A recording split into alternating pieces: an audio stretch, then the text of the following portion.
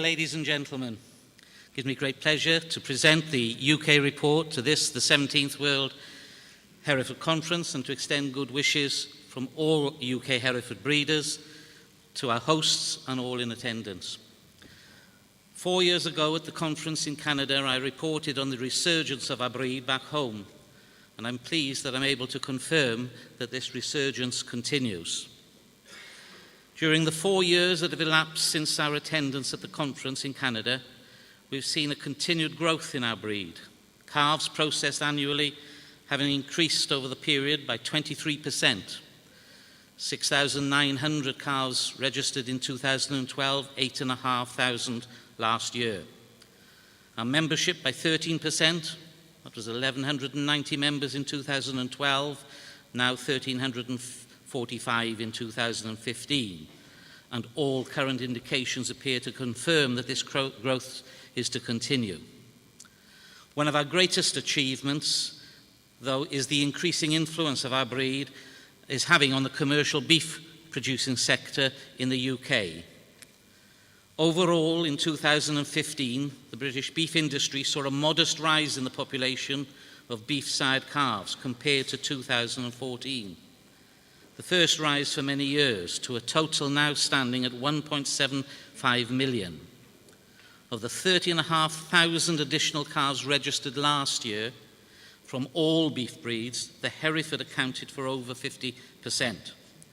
We estimate that this increase alone required the use of at least an extra 400 Hereford sires, according to government-sourced information. A similar, or in fact a better result, has been achieved in Northern Ireland, with Hereford-sire calves recorded in 2015 up by 34% on the previous year.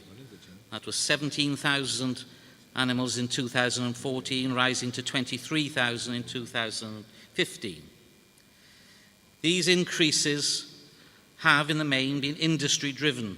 The growing demand for branded beef with a well-documented provenance, which we have made every effort to capitalize upon, has resulted in another great achievement for the breed, where we have seen numbers of qualifying Hereford cattle marketed through the various branded Hereford beef schemes increase over the last 4 years from a throughput of 11,500 in 2012 to 38,000 in 2015.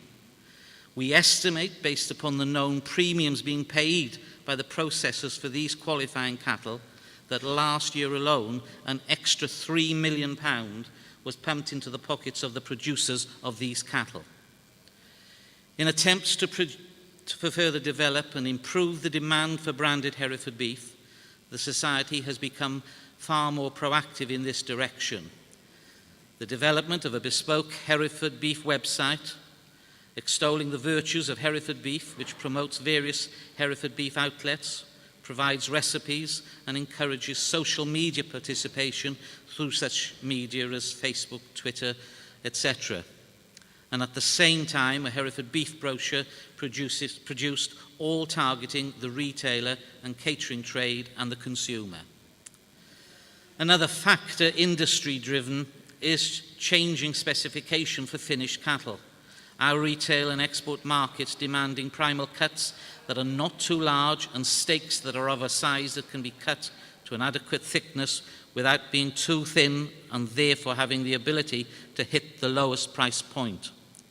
This has led to producers already facing penalties for finishing overweight and or overfat cattle, with a warning that if in future they do not hit the right specification, they are likely to be penalised even harder.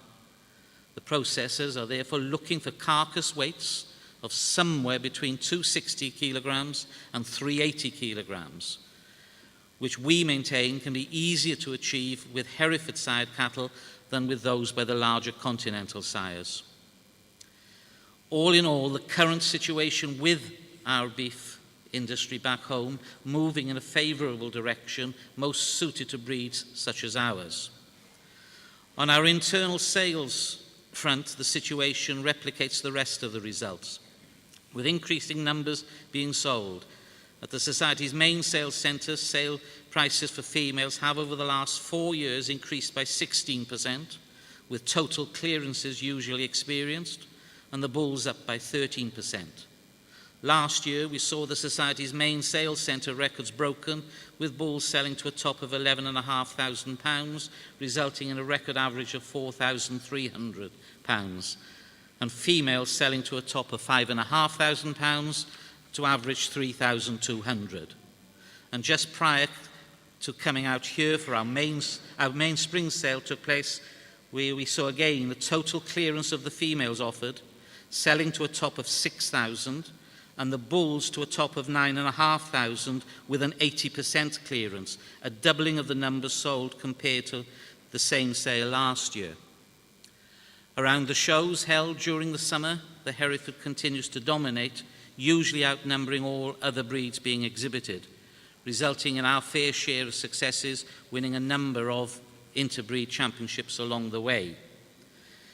Efforts continue to encourage and attract a younger element into the breed, the Society having sponsored the attendance of 3 youngsters at the conference in Canada 4 years ago, and again 3 attending this conference here in Uruguay.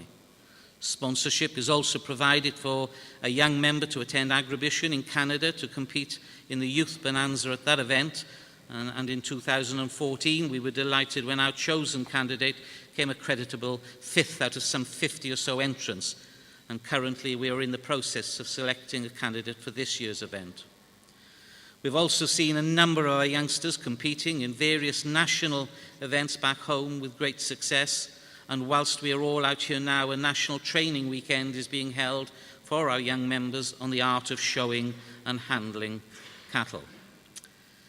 Since the last World Hereford Conference, many of us attended the 14th European Hereford Conference held in Switzerland in 2014, an extremely well-organised 5-day conference and tour where we had a party of 14 attending from the UK. The participation in such events providing a wonderful opportunity to see at first hand how our breed performs in different environments. In addition to the delegates in attendance from the various European countries, we were also pleased to see a number of our friends from Australia, Canada and America, and of course our Secretary General attended from Uruguay. I know a number of our breeders are looking forward to the next European conference in 2018 to be hosted by our Hungarian Hereford Association. I hope that in my presentation I've given a brief insight to the fortunes of our breed back home. Its resurgence has really been quite remarkable at a time when there has been and still are many difficulties facing the general beef industry in our country. I believe firmly that our breed is at its best when the industry is under pressure, a breed that has proven track record of producing the finest for the least.